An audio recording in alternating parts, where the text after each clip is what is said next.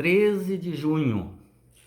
Que estratégia o dragão usará no final dos tempos para unir as nações e lutar contra Deus? Interessante isso, né? Pesquisas revelam uma profunda falta de confiança em instituições e governos. Milhões se perguntam: onde há alguém moralmente apto para liderar o mundo? Parece que o mundo está sem controle. Parece que o mundo precisa de alguém em condições morais para colocar tudo isso, essa bagunça em ordem. E não há quem faça isso. Você pode olhar em todo lugar, foi instituído a ONU, que está desacreditada, não consegue colocar paz, nem na Rússia e na Ucrânia ali. Existem dezenas de guerras, atualmente pequenas, que a ONU não consegue resolver. Problemas sociais, problemas, confusão religiosa, roubalheira política, incompetência, injustiça, problemas climáticos,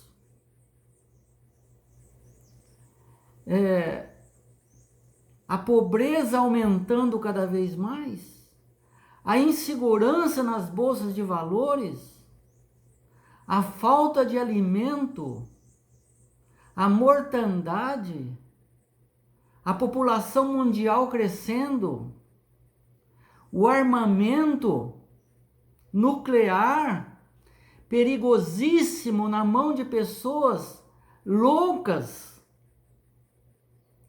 E aí o mundo olha para todo esse quadro e pergunta: onde há alguém moralmente aprovado para liderar o mundo dessa bagunça? As profecias do Apocalipse identificam o poder da besta como aquele que, sob a proteção de uma união religiosa política, assumirá esse papel. Está profetizado, vai acontecer. Lógico que o diabo não vai aparecer com a cara dele ali. Veja, em Apocalipse 17, 12 a 14, fala sobre essa profecia que vai acontecer. Em símbolos, os 10 chifres que viste, são símbolos, agora dá a interpretação. Os 10 chifres que viste são 10 reis, os quais ainda não receberam o reino, mas recebem a autoridade como reis, com a besta, durante 1 hora, por um tempo determinado, bem perto ali da volta de Jesus Cristo. Tem estes um só pensamento e oferece à besta o poder e a autoridade que possuem. A besta vai comandar, Roma papal, vai comandar a possível organização de toda essa bagunça. Porque o mundo acha que o Roma papal tem essa moral. E a parte religiosa vai se unir. Não de igreja, todo mundo vai ser católico. Não, cada um vai ter sua religião. Mas vai se unir em propósito. Pelejarão contra o Cordeiro. E o Cordeiro os vencerá. Vencerão também os chamados, fiéis, que se acham com Jesus. Importante estar com Jesus nesse momento.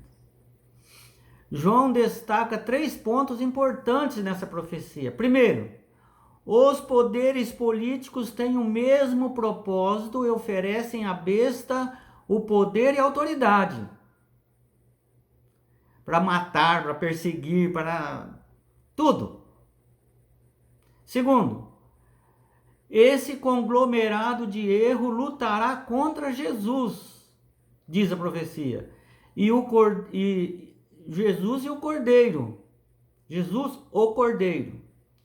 Terceiro, na última batalha da terra, o Armagedon, Cristo e os seus seguidores serão triunfantes. A besta perde, Jesus vence. Já está profetizado. Isso não vai mudar. Tudo isso vai acontecer. Assim como toda a profecia antes, que ninguém imaginava que ia acontecer, aconteceu. Veja que essa profecia foi dada há quase 2000 anos atrás. E nós estamos vendo ela já praticamente, já nos seus passos finais. Você já se perguntou que estratégia o diabo pode usar para unir as nações? A história muitas vezes se repete e vai se repetir novamente. Veja o que já aconteceu na história. Tiramos lições valiosas do colapso do Império Romano. Quando as invasões germânicas do norte ameaçaram a Europa ocidental, Constantino, o imperador, se voltou para a religião. Roma estava em decadência. A autoridade da igreja, que eram os bispos, combinada com o poder do Estado, tornou-se o instrumento de que Satanás precisava. Constantino precisava, ele era pagão. O contínuo fortalecimento da santidade do domingo, que não existia até então. Domingo era a religião pagã de Constantino. Mas foi se fortalecendo a santidade do domingo. E no século IV, foi um movimento político e religioso calculado para unir o império a um momento de crise. Qual foi o argumento? Constantino se disse convertido ao cristianismo. Do paganismo para o cristianismo. Era uma mentira. O objetivo dele era fortalecer-se politicamente, mas não abandonar o paganismo. E exigiu que o domingo fosse santificado. E a igreja da época cedeu e não conseguiu voltar mais atrás. O historiador Arthur Weigall afirmou: a igreja tornou o domingo um dia sagrado, em grande parte porque era a celebração semanal ao Deus Sol, pois era uma política cristã clara assumir pela tradição os festivais pagãos estimados pelo povo e conferir-lhes significado cristão. Está no livro O Paganismo no Cristianismo, Nova York, G.P. Putman, Sons, 1928, página 445. Então, como que começou isso? Eles guardavam o sábado. O sábado permaneceu. Eles não tiraram o sábado.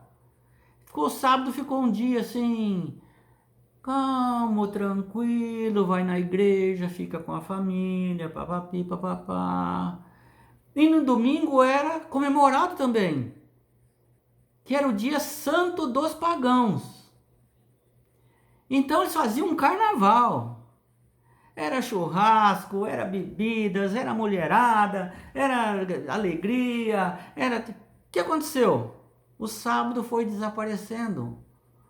A parte carnal do povo abraçou esse carnaval, esse culto ao sol. E por fim desapareceu o sábado.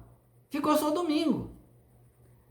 Que hoje os protestantes e pentecostais, neopentecostais, adotaram, sem base bíblica. Em um momento de crise, quando o mundo está assustado, sofrendo e com medo, está acontecendo hoje. Cada dia que passa, parece que mais o mundo fica assustado, sofre e tem medo. As pessoas serão despertadas por alguém que traga estabilidade e proteção. Os olhares estão assim, olhando para todo lugar. Quem, como diz o Chapolin, quem poderá nos salvar agora? É mais ou menos isso. Eles não acharam ainda, mas estão propensos para o lado papal, onde os reis da terra vão se unir, vão continuar, cada um na sua religião, mas vão se unir e dizer realmente, tira a ONU, fica o papal. Foi assim que a tirania surgiu no passado. E não há razão para pensar que isso não poderia acontecer novamente. Aconteceu a tirania da Inquisição.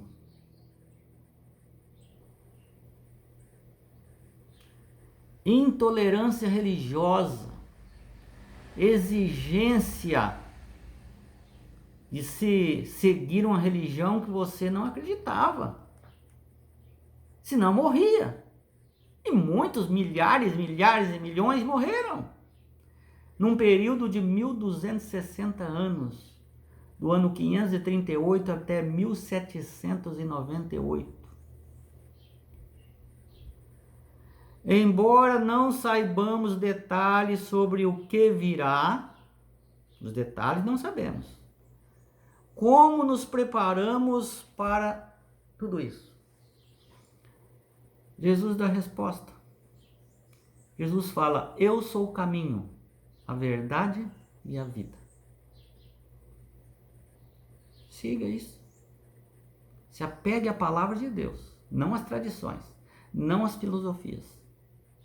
E você estará recebendo o selo de Deus.